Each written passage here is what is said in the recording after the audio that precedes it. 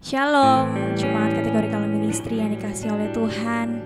Kita bersyukur kepada Tuhan karena kasih-Nya, karena kebaikan Tuhan yang Tuhan selalu berikan dalam sepanjang kehidupan kita. Sebelum kita akan mulai ibadah kita, saya mengajak kita semua untuk kita berdoa. Mari kita berdoa. Bapa yang baik, Bapa yang kami sembah dalam nama Tuhan Yesus. Kami bersyukur buat kasih-Mu yang Kau selalu nyatakan dalam sepanjang kehidupan kami, Tuhan.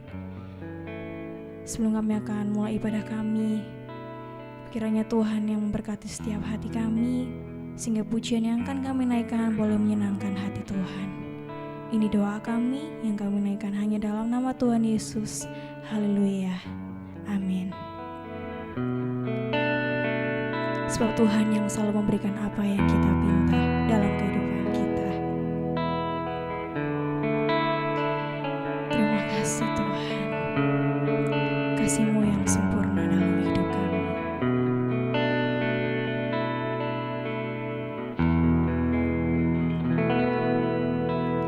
Kasih yang sempurna telah ku terima dari-Mu, bukan karena kebaikanku, hanya oleh kasih karunia-Mu Kau pulihkan aku, layakkanku untuk dapat memanggil-Mu Bapa. Kau beri yang ku pinta saat ku mencari, ku mendapatkan. Ku ketuk pintu-Mu dan Kau bukakan, sebab Kau Bapa-Ku, Bapa yang kekal. Takkan Kau biarkan aku melangkah hanya sendirian. Kau selalu ada bagiku, sebab Kau Bapa-Ku, Bapa yang kekal.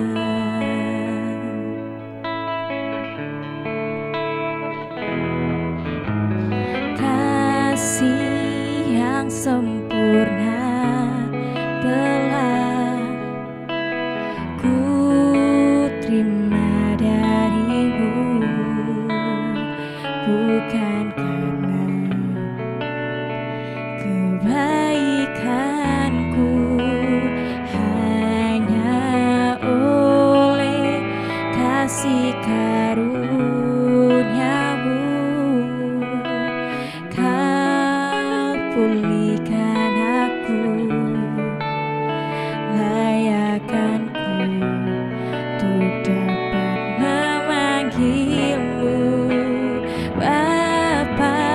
Kau beri yang ku pinta saat ku mencari, ku mendapatkan. Ku ketuk pintu-Mu dan Kau bukakan, sebab Kau Bapa-Ku, Bapa yang kekal. Takkan Kau biarkan aku melangkahnya sendirian. Kau selalu ada bagiku, sebab Kau Bapa-Ku, Bapa yang kekal.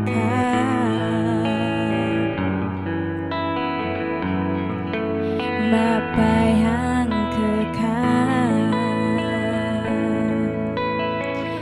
Oh,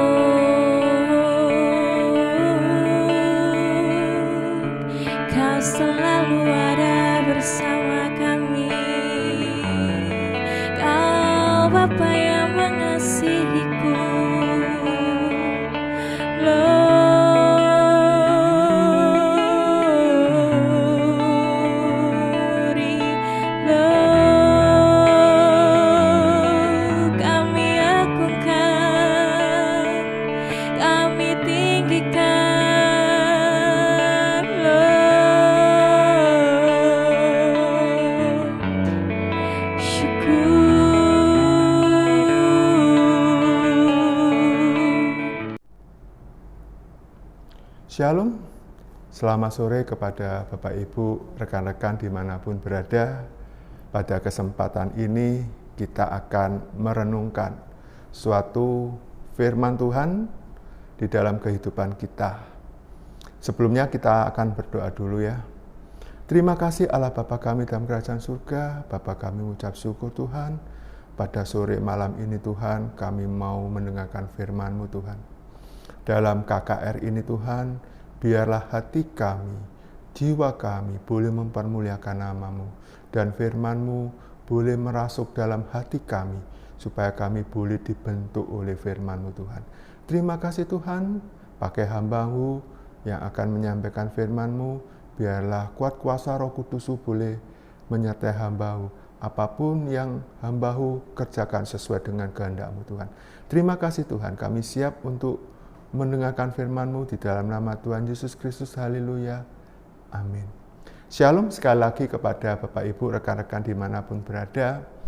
Hari ini kita akan belajar bagaimana kebangunan rohani kita, supaya kita boleh dikuatkan dalam kehidupan kita. Bapak Ibu mungkin pernah dengar kata-kata cinta mula-mula. Ya, cinta mula-mula itu bukan hanya dimiliki oleh orang-orang muda, tetapi cinta mula-mula itu bisa dinikmati atau dialami oleh siapa saja. Mungkin kita ketemu dengan seseorang, kemudian kita merasa cocok, itu menjadikan cinta mula-mula. Atau mungkin pada kejadian rekan-rekan yang jatuh cinta pada awal atau remaja, itu bisa dikatakan cinta mula-mula. Nah, bagaimana dengan kehidupan kita? Cinta mula-mula itu merupakan sesuatu hal yang alamiah. Cinta mula-mula itu selalu dipakai sebagai kata-kata yang begitu indah dalam kehidupan. Demikian juga kita sebagai orang-orang Kristen. Masih ingat Bapak Ibu, mungkin pada saat hari ini kita sudah merasakan cinta mula-mula itu sudah mulai kendor. Tetapi di dalam batin saya, sebelum menyampaikan firman ini, saya digugahkan bagaimana kalau kita melakukan dengan kembali kepada cinta mula-mula. Mengapa cinta mula-mula itu sangat penting? Ya, ada beberapa hal, karena adanya kesetiaan, adanya komitmen. Kita lihat pada waktu kita di awal mengenal seseorang, atau kita mengenal pribadi Tuhan Yesus pada waktu kita pertama kali kenal melalui firman yang disampaikan, lewat pujian, atau lewat renungan, atau lewat apapun, itu menjadikan sesuatu hal hati kita tersentuh. Nah, itu adanya kesediaan, komitmen. Kemudian membawa sesuatu yang semakin dekat. Kalau di dalam cinta mula-mula, kita pasti melakukannya adalah sesuatu hal yang ada di dalam kehidupan kita. Kita mau lihat di dalam Kisah Para Rasul pasal yang kedua. Kisah Para Rasul pasal yang kedua, ayat yang ke-41 sampai dengan 47 dikatakan, orang-orang yang menerima perkataan itu memberi diri dibaptis, dan pada hari itu jumlah mereka bertambah kira-kira 3.000 jiwa. Dan mereka bertekun dalam pengajaran rasul-rasul, dalam persekutuan, dan mereka selalu berkumpul untuk memecahkan roti dan berdoa. Maka ketakutanlah mereka semua, sedang rasul-rasul itu mengadakan banyak mujizat dan tanda. Dan semua orang yang telah menjadi percaya tetap bersatu, dan segala kepunyaan mereka adalah kepunyaan bersama. Dan selalu ada dari mereka yang menjual harta miliknya, lalu membagi-bagikan kepada semua orang sesuai dengan keperluan masing-masing. Dengan bertekun dan dengan sehati mereka berkumpul tiap-tiap hari dalam bait Allah. Mereka memecahkan roti di rumah masing-masing secara bergilir dan makan bersama-sama dengan gembira dan dengan tulus hati, sambil memuji Allah, dan mereka disukai semua orang. Dan tiap-tiap hari Tuhan menambahkan jumlah mereka dengan orang yang diselamatkan.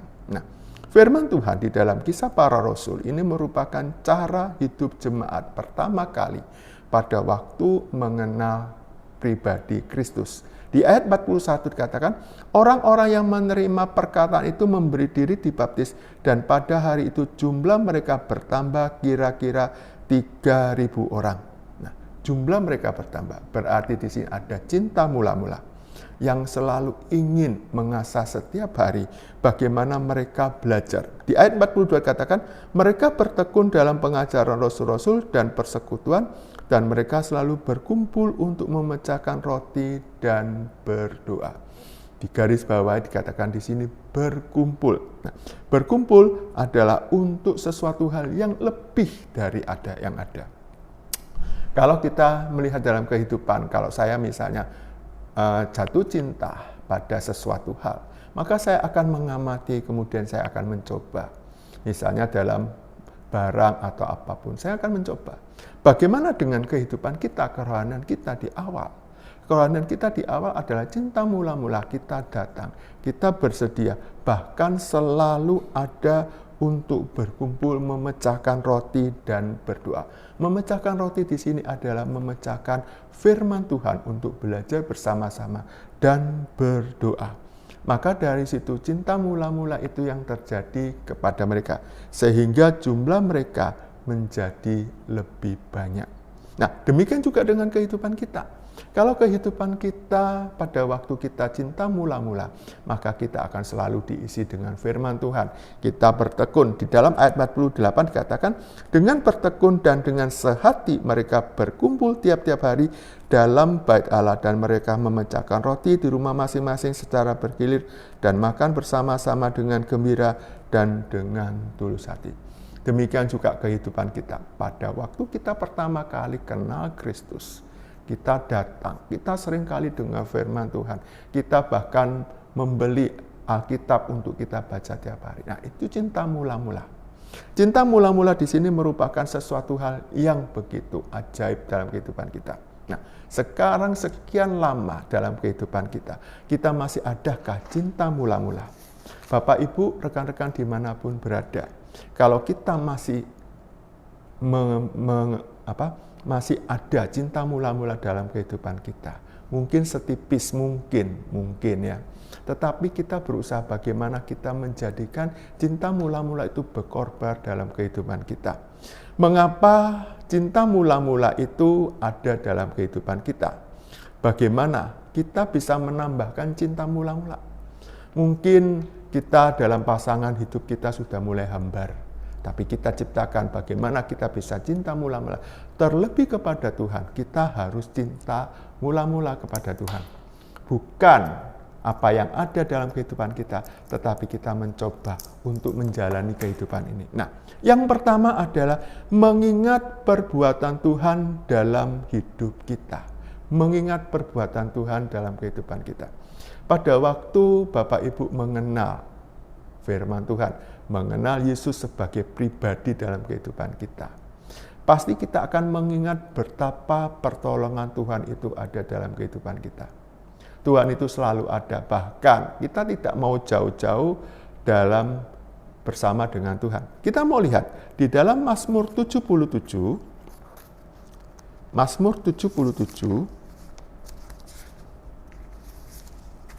ya, Mazmur pasal 77 ayat yang ke-12 dan ke-13.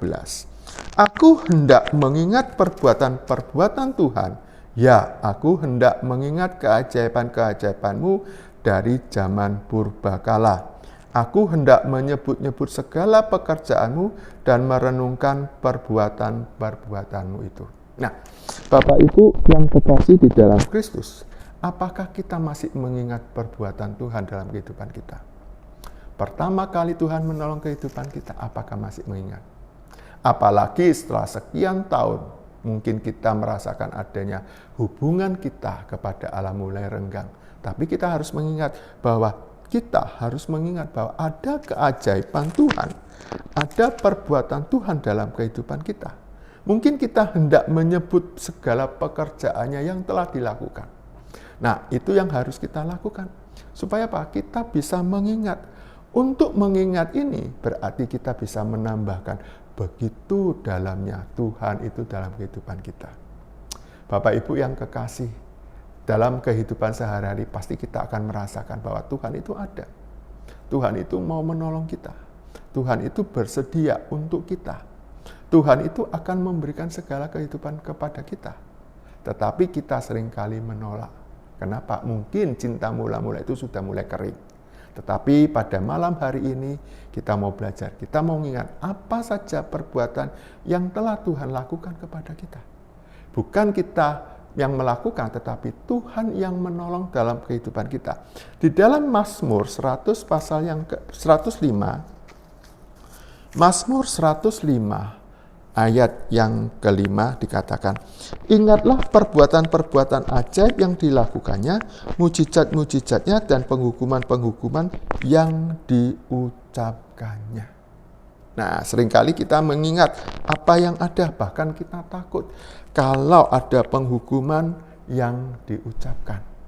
Bapak Ibu yang kekasih, apa yang harus kita lakukan? Nah, kita mengingat perbuatan Tuhan. Kita harus tahu bahwa Tuhan itu ada dalam kehidupan kita. Itu yang terbaik Tuhan berikan kepada kita. Bahkan mungkin kalau kita ada seseorang yang datang kepada kita, yang selalu kita bantu, mungkin kita bisa mengingatkan kepada mereka, kamu sudah saya tolong, ingat enggak? Kamu pernah saya berikan ini, ingat enggak? Kamu sudah melakukan ini, ingat enggak? Atau saya sudah melakukan banyak hal kepada dirimu, apakah kamu ingat enggak? Nah, apalagi kita yang sudah menjadi anak Tuhan, bagian anak Tuhan dalam kehidupan ini, apakah kita mengingat cinta mula-mula yang Tuhan berikan kepada kita? Bapak Ibu yang kekasih, mohon tidak menghilangkan cinta mula-mula. Saya pun sampai hari ini belajar apa yang menjadi cinta mula-mula saya kepada Tuhan. Saya mengenal Tuhan sekitar 30 tahun yang lalu. Tetapi saya berusaha untuk mengingat. Kenapa? Karena di dalam Mazmur pasal 77 dan Mazmur 105 dikatakan mengingat-ingat perbuatan Tuhan yang ada dalam kehidupan kita. Yang kedua adalah bertobat dari dosa-dosa yang memisahkan kita. Kita bertobat. Kalau mungkin kita merasakan ada sesuatu hal yang hambar, maka marilah kita kembali. Demikian juga dalam kehidupan kita. Di dalam Yesaya pasal 59, Yesaya 59 ayat yang pertama dan yang kedua, ya. Yesaya 59 ayat yang pertama dan yang kedua dikatakan, sesungguhnya tangan Tuhan tidak kurang panjang untuk menyelamatkan dan pendengarannya tidak kurang tajam untuk mendengar. Tetapi yang merupakan pemisah antara kamu dan Allahmu ialah segala kejahatanmu. Dan yang membuat dia menyembunyikan diri terhadap kamu sehingga ia tidak mendengar ialah segala dosamu. Nah, Bapak Ibu, sekali lagi firman Tuhan sudah jelas kepada kita. Kita merasakan cinta mula-mula di awal. Perjalanan kehidupan kita mungkin kita sudah mulai luntur. Karena apa? Karena ada dosa. Dikatakan sekali lagi, katakan di sana di Yesaya 59 ayat yang pertama, sesungguhnya tangan Tuhan tidak kurang panjang untuk menyelamatkan dan pendengarannya tidak kurang tajam untuk mendengar. Pada waktu kita melihat cinta mula-mula, Tuhan itu selalu menolong kehidupan kita. Amin Bapak Ibu. Nah, kita periksa apakah ada dosa dalam kehidupan kita. Dikatakan di sini, tangan Tuhan tidak kurang panjang untuk menyelamatkan dan pendengarannya tidak kurang tajam untuk mendengar. Seringkali kita berdoa pada Tuhan, Tuhan tolong, Tuhan ini, dan sebagainya. Bahkan kita mungkin meraung-raung dalam kehidupan, kita meraung dalam doa, dan sebagainya. Tetapi sekali lagi dikatakan, bukan Tuhan yang kurang memperhatikan, bukan tangan Tuhan yang kurang panjang untuk menolong. Tetapi di ayat yang kedua, tetapi yang merupakan pemisah antara kamu dengan Allahmu ialah segala kejahatan. Segala kejahatan. Kejahatan banyak, boleh diartikan berbagai macam. Mungkin kita iri hati, mungkin kita dengki, mungkin kita ada sesuatu hal yang kurang berkenan. Itu di mata Tuhan adalah suatu kejahatan. Dan yang membuat dia menyembunyikan diri terhadap kamu ialah sehingga ia tidak mendengar ialah segala dosamu. Nah, yang kedua di sini dikatakan bertobat dari dosa-dosa kita. Kita bertobat untuk apa? Untuk kita bisa melakukan kembali kepada Allah. Kalau boleh saya katakan secara horizontal, secara manusiawi, kalau kita pernah salah kepada teman kita atau saudara kita atau perbuatan kita yang kurang baik, maka kita bisa minta ampun. Kita bisa minta maaf kepada mereka. Maka akan kembali posisi kehidupan hubungan ini. Demikian juga dalam kehidupan kita sehari-hari. Kalau kita ada merasa dosa, merasa ada kejahatan dalam diri kita bisa minta ampun. Karena yang memisahkan kita dengan Allah adalah dosa-dosa kita. Yang memisahkan segala apa yang Tuhan tidak dengar, apa yang tidak kurang panjang tangan Tuhan menolong adalah karena kejahatan kita. Bahkan dikatakan di sini, ia menyembunyikan dirinya sehingga ia tidak mendengar kita. Padahal Tuhan itu selalu ada dalam kehidupan kita. Bahkan mungkin dikatakan Tuhan itu dekat seperti doa. Nah, apakah kita bisa melakukannya? Pasti bisa kalau kita mau. Kita mau melakukan untuk bertobat. Kita mau lihat lagi di dalam Kisah Para Rasul, pasal yang ketiga, ayat yang ke-19. Kisah Para Rasul, pasal yang ketiga, ayat yang ke-19 dikatakan, ya, Kisah Para Rasul pasal yang ketiga ayat 19 dikatakan, karena itu sadarlah dan bertobatlah supaya dosamu dihapuskan. Di sini dikatakan, karena itu sadarlah dan bertobatlah supaya dosamu dihapuskan. Sadar. Mungkin selama kita dalam perjalanan mengalami banyak hal. Pertolongan Tuhan mungkin tidak sampai dalam kehidupan kita. Kita tidak merasakan hari-hari bersama dengan Tuhan. Itu karena mungkin ada dosa. Bahkan dikatakan sekali lagi ayat ini dengan jelas, sadarlah dan bertobatlah supaya dosamu dihapuskan. Nah, firman Tuhan itu sudah memberikan keyakinan kepada kita. Hari ini mungkin saya menyampaikan kepada Bapak Ibu semua karena ada Tuhan yang memberikan rema dalam kehidupan saya, supaya saya menyampaikan apa yang ada Tuhan ingin perbuat kepada saudara Bapak Ibu semua. Nah, yang pertama tadi kita mengingat. Yang kedua adanya bertobat. Yang ketiga adanya kita mencari Tuhan dengan sungguh-sungguh. Mencari Tuhan dengan sungguh-sungguh. Ya. Kalau kita mencari Tuhan dengan sungguh-sungguh, pasti Tuhan akan menemukan kehidupan kita. Yeremia pasal 29,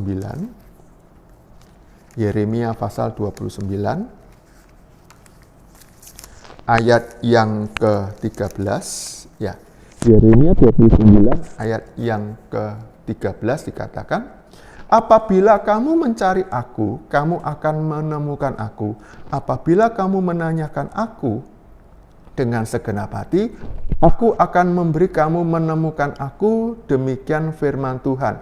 Dan aku akan memulihkan keadaanmu dan akan mengumpulkan kamu dari antara segala bangsa dan dari segala tempat kemana kamu telah kucerai-beraikan. Demikianlah firman Tuhan, dan aku akan mengembalikan kamu ke tempat yang dari mana aku telah membuang kamu.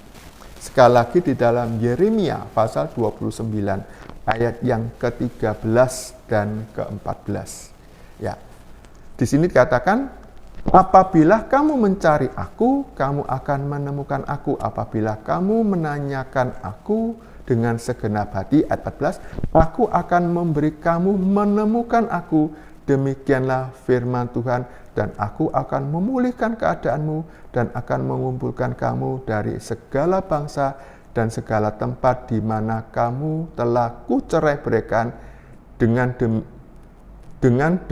Demikianlah firman Tuhan, aku akan mengembalikan kamu ke tempat dari mana aku telah membuang kamu. Firman ini sungguh menguatkan dalam kehidupan kita. Kalau kita mencari sungguh-sungguh, Tuhan pasti hadir. Tuhan ada dalam kehidupan kita. Tuhan itu selalu ada kalau kita mau mencari Tuhan. Kalau kita mencari Tuhan dan Tuhan ada, pasti kita akan menemukan. Coba kita lihat di ayat yang ke-12 ya, Yeremia 29 ayat 12. Dan apabila kamu berseru-seru dan datang untuk berdoa kepadaku, maka aku akan mendengarkan kamu. Kita berseru-seru, kita meminta pertolongan. Tuhan itu ada. Mungkin dalam keadaan kelemahan tubuh kita, mungkin kita punya masalah dalam kehidupan ini. Mungkin kita masalah macam-macam tentang ekonomi, tentang anak-anak dan sebagainya. Kita serahkan kepada Tuhan. Pada firman Tuhan mengatakan, serahkanlah segala kekhawatiranmu kepadanya, karena Dia yang memelihara kamu. Nah, percaya, Bapak Ibu pasti akan mendapatkan pertolongan. Bahkan Tuhan itu ada dalam kehidupan kita. Ibrani pasal yang ke-11, Ibrani pasal yang ke-11, ayat yang ke-6, Ibrani pasal yang ke-11 ayat yang ke-6 dikatakan, tetapi tanpa iman tidak mungkin orang berkenan kepada Allah. Sebab barang siapa berpaling kepada Allah, ia harus percaya bahwa Allah ada dan bahwa Allah memberi upah kepada orang-orang yang sungguh-sungguh mencari Dia. Nah, Bapak Ibu perhatikan ayat ini dan boleh digarisbawahi atau dipindahkan ke dalam hati kita. Dikatakan begini di ayat yang ke-6 ya, saya ulang lagi. Tetapi tanpa iman tidak mungkin orang berkenan kepada Allah. Tanpa iman, tanpa kita percaya, tidak mungkin orang berkenan kepada Allah. Kalau kita percaya sama seseorang atau sahabat kita, maka kita percaya, maka dia akan percaya kepada kita. Demikian juga firman Tuhan mengatakan, tanpa iman tidak mungkin orang berkenan kepada Allah. Tanpa iman tidak mungkin orang berkenan kepada Allah. Sebab barang siapa berpaling kepada Allah, yaitu orang yang mau datang kepada Kristus, pada Allah, kepada Yesus, ia harus percaya bahwa Allah ada dan bahwa Allah memberi upah kepada orang yang sungguh-sungguh mencari Dia. Kalau kita sungguh-sungguh mencari Allah, maka Allah mendapatkan kita. Tadi di dalam Yeremia 29 dikatakan, kalau kamu mencari aku, maka kamu akan menemukan aku. Demikian juga di dalam firman ini, di dalam Ibrani, dikatakan dengan percaya, maka Allah akan hadir dalam kehidupan kita. Bahkan Dia akan memberikan upahnya setiap orang yang mencari dengan sungguh-sungguh kepada Allah. Amin Bapak Ibu. Nah, coba kita renungkan. Apa yang telah kita perbuat dalam kehidupan kita? Apakah kita masih punya cinta mula-mula dalam kehidupan kita? Apakah kita sungguh-sungguh kepada Allah yang telah memberikan kehidupannya untuk kita? Bahkan Dia mati untuk kita. 2000 tahun yang lalu Dia bersedia mati untuk kita. Bahkan nanti di dalam 2035 kita akan memperingati adalah bagaimana karya Kristus dalam kehidupan kita kepada umat orang-orang percaya. 2000 tahun yang lalu Tuhan mati untuk kita. Dia menyerahkan nyawanya untuk kita. Supaya kita memperoleh hidup dan hidup penuh dengan berkelimpahan. Hidup kekal. Nah, apa yang harus kita lakukan? Kita harus kembali untuk mengenang cinta mula-mula. Kita harus bisa mengingat apa yang Tuhan sudah berikan pada kita. Yang kedua, kalau kita mencari dengan sungguh-sungguh, maksud saya, kalau kita bertobat, maka Tuhan itu akan ada dalam kehidupan kita. Yang ketiga adalah, kalau kita mencari Tuhan dengan sungguh-sungguh, Tuhan itu ada. Nah, kita mau lihat lagi. Yesaya 55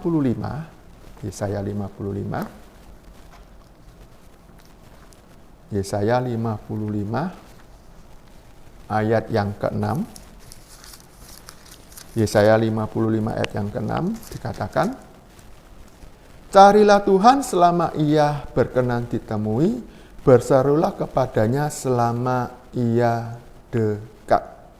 Carilah Tuhan selama Ia berkenan ditemui. Tuhan tidak pernah meninggalkan kita. Bukan di sini selama Dia berkenan untuk ditemui, tetapi selama kita mau sungguh-sungguh mencari Dia, Dia ada di tengah-tengah kita. Dia ada dalam kehidupan kita. Bapak Ibu yang kekasih di dalam Kristus Yesus, Tuhan itu ada dalam kehidupan kita. Bahkan tubuh ini adalah bait Allah. tubuh ini adalah rumah Allah.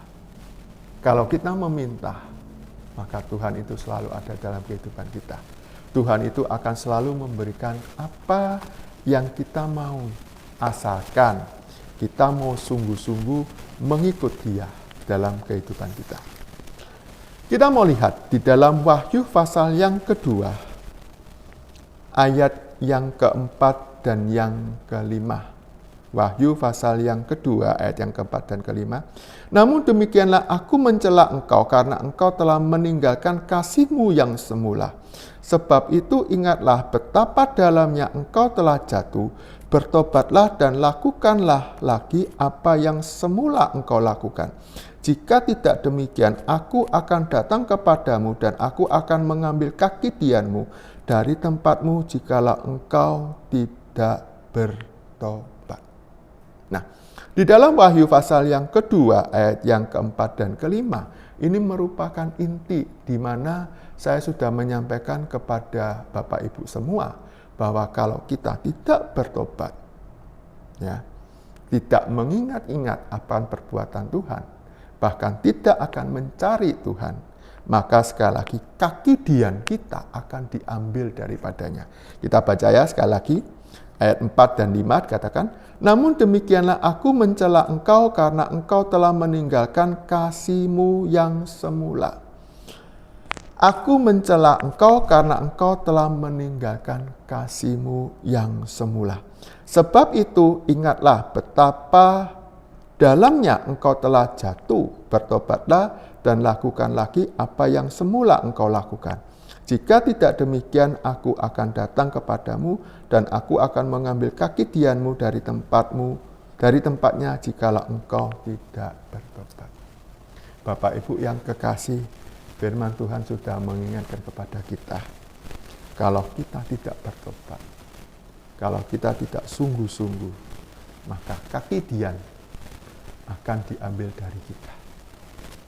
Kaki dian kita merupakan pelita dalam kehidupan kita, itu akan diambil. Nah, coba Bapak Ibu merenungkan, kenapa kasih mula-mula? Ya. Kasih mula-mula kepada Tuhan itu adanya karena kerinduan kita untuk membaca firman Tuhan dan berdoa. Kita bersukacita melayani tanpa pamrih, hati yang gembira untuk taat dan menyenangkan hati Tuhan.